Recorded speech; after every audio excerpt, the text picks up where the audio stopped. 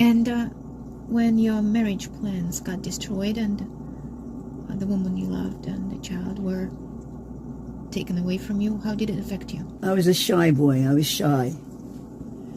And my mother put me in school, I think, really too early, because I was a year to a year and a half younger than my classmates all through school. And I don't think it helped me socially. I really think that could be part of it. And I was immature, and I was probably immature because I was immature for the surroundings I had when I was young. We lived, I think, across the street from the yeshiva. So I started out going to the yeshiva. I guess kindergarten, I suppose. We went from 8 in the morning to 5:30 in the evening. The last 2.5 hours was in Hebrew. So it was very hard. When we moved near the public school, so my mother switched me to the public school. They advanced me. I had kind of made 2 years within one. I used to always walk with my head down, and part of the reason was I had crossed eyes. I used to draw a lot. In the art class, there was a contest for the whole state of Florida. The assignment was we had to make a drawing, a poster, about people who wear glasses. I didn't know it was actually a contest, but apparently it was. So I drew a football player, and he wore glasses, and the helmet had like bars in front of it that, to protect the glasses. Now, mind you, remember, this is in 1950. They weren't even wearing bars on the helmets at that time. In my mind, I thought that a football player, why can't he play with glasses? I was wearing glasses a lot. So one day, I'm in, Central Beach Elementary School, and there was they called us to the auditorium, and the whole school turned out. And we got in there, and I saw my mother. My mother was in the audience, in the back. And guess what? The Secretary of State from Tallahassee came down, and they called my name, and they gave me an award from the whole state. I won the contest. They gave me $25 treasury bond. Now that's big time in 1950. 21 years later, the Miami Dolphins, with Bob Greasy as quarterback, he wore glasses.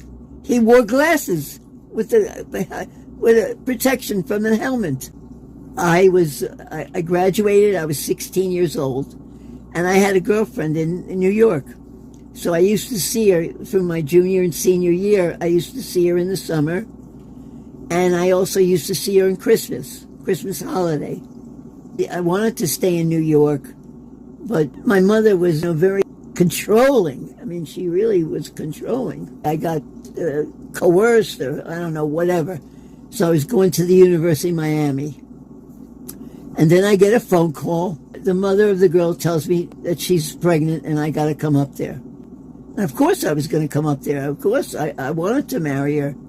And I thought that was the right thing to do. Anyway, we were supposed to get married, but the mother took her away incommunicado for me. She called me about 6 months after the baby was born, and it already had been given up for adoption. When she was taken away, I almost had a breakdown from it. I was really depressed, agonized by it. So the next 2 years, I was acting out crazy.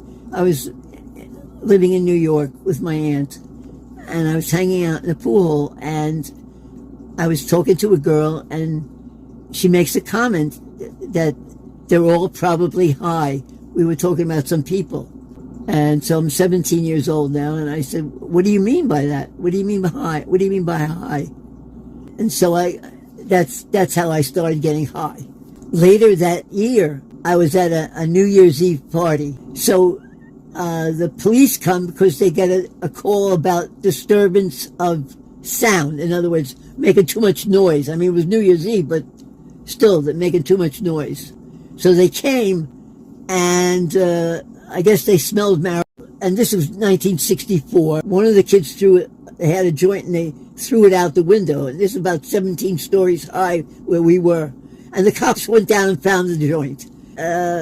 They took us all of us, to jail. And guess who I see there? I see Murph the Surf, infamous guy from Miami Beach who robbed the Museum of Metropolitan Art. He robbed it of some famous diamonds and stuff like that.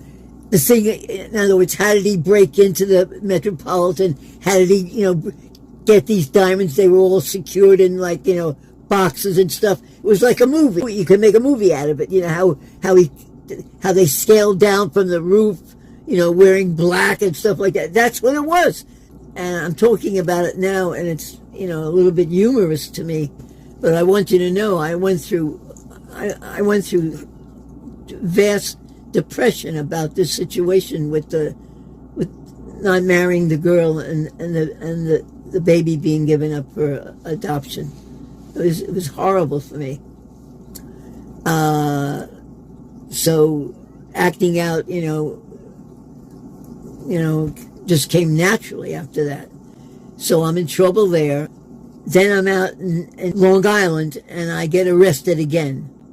So I get arrested in New York City and I get arrested in Long Island, and all these charges are pending. But before any of them are solved, I go back down to Florida. I'm out on bail and I have some marijuana with me, and I get arrested in Florida, Miami Beach. So now I'm on 3 charges. I can quickly say that I beat the trial in New York City. I wasn't convicted.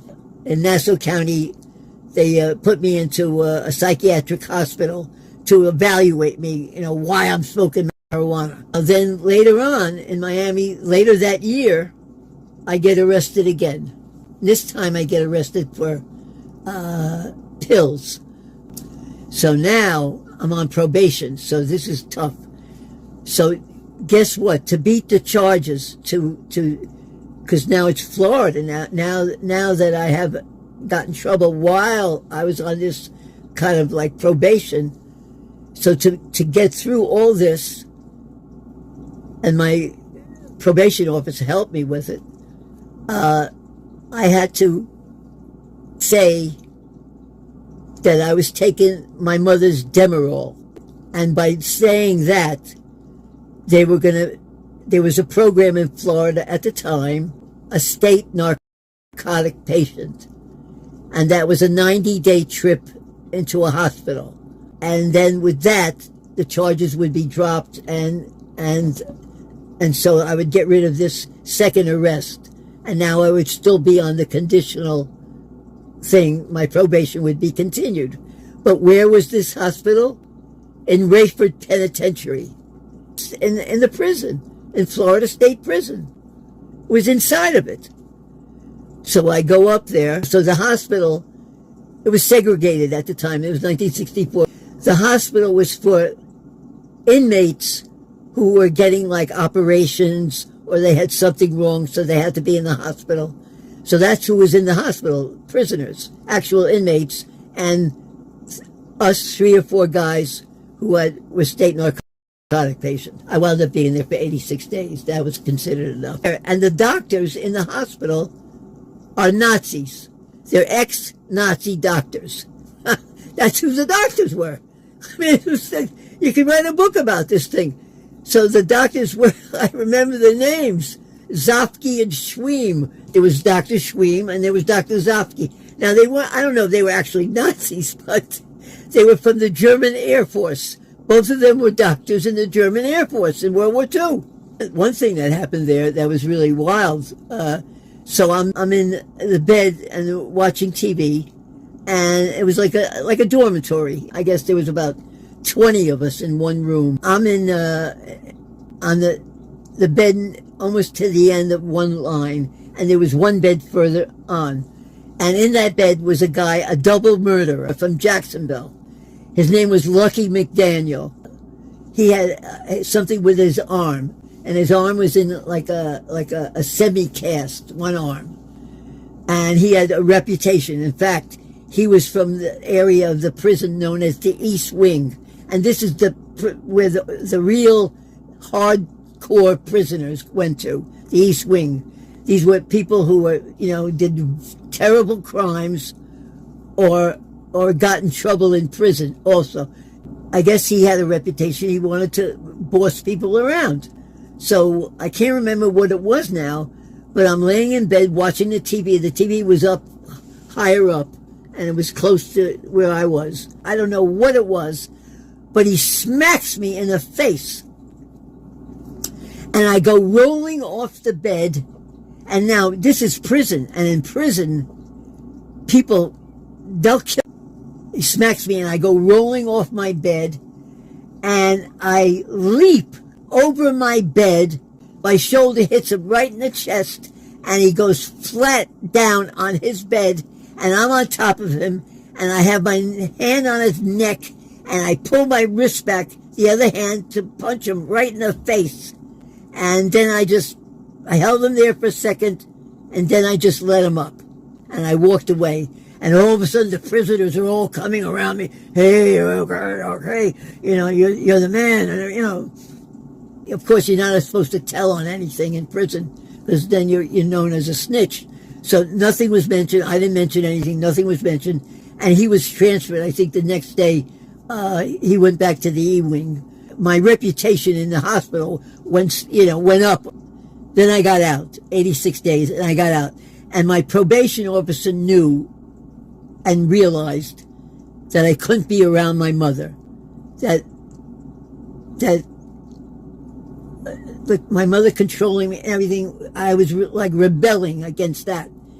So they worked out a situation where I had to go live in another state.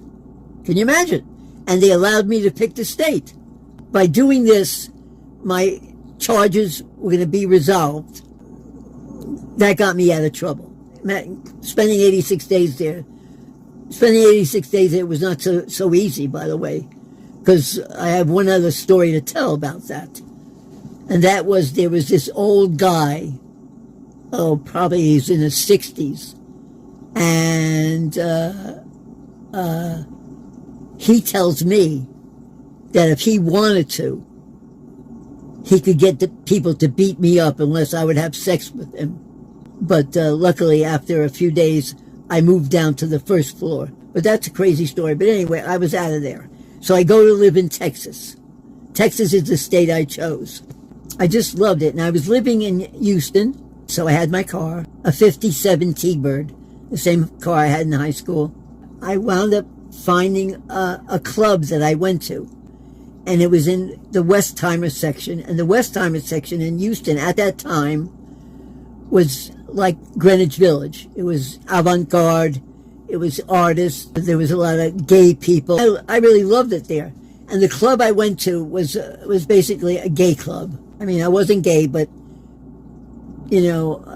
I didn't mind being around that, that vibe. And I grew up with that vibe because a lot of my mother was a professional dancer, and a lot of my mother's friends happened to have been gay. So I used to go to this club, and there was a lot of lesbians in this club. They used to, and at the time, I think it was Nancy Sinatra's song, These Boots Were Made for Walking, was out. And that was like their theme song. So whenever that song came on, they would get on the stage, and, they would be stomping with their boots. And it was a wild situation. So I meet this beautiful girl, and she was modeling for a painter. She was doing nude modeling for a painter, which after I got to like her, I didn't like very much. But she was older than me. She was, I think, about, I don't know. I was 17 still. I was 17. She was, I think, probably 21 or 22. She was about 21 or 22. And I'm going to school, but I really wasn't going to school. I was just having fun. Houston was very interesting. So this girl now calls up my mother, and she tells them, listen to this. She tells them, I don't want you to send Boise anymore. Boise's my nickname. I don't want you to send Boise any more money. I'm going to take care of him. So I'll pay for his schooling and everything. don't worry. She was making a lot of money. So this is all my mother had to hear.